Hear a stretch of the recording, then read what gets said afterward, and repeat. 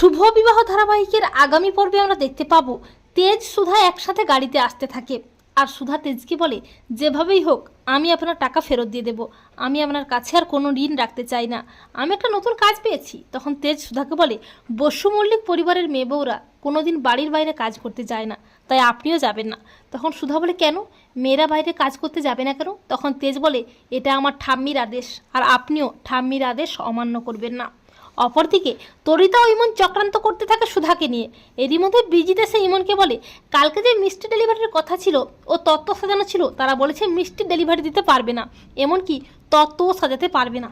তা শুনে ইমন তো কী করবে কিছুই বুঝতে পারে না। তখন বিজিত বলে, আমার একজন চেনাশোনা আছে যে এক রাতের মধ্যে মিষ্টিও বানাতে পারবে, আবার খুব সুন্দরভাবে তত্ত্বও সাজাতে পারবে, তাকে আপনি চিনবেন না। ইমন বলে, ঠিক আছে, যত টাকা লাগে আমি দেবো, কিন্তু তাকে কাজটা করে দিতে বলো।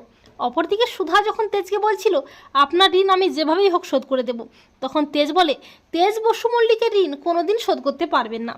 আর ঠিক তখনই বিজিত সুধাকে ফোন করে মিষ্টি বানানোর কথা বলে, কিন্তু প্রথমে সুধা রাজি হয়নি ঠাম্মির বলা কথাগুলো ভেবে, কিন্তু পরে আবারও সুধা রাজি হয়, তবে বাড়ির ভেতর থেকেই কাজ করবে।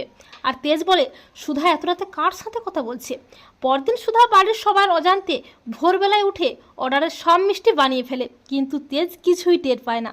তো বন্ধুরা, তোমাদের কি মনে হয়, সুধা কি পারবে কাননবালা দেবীর ভুল ধারণাকে ভেঙে স্বনির্ভর হয়ে নিজেকে প্রতিষ্ঠিত করতে?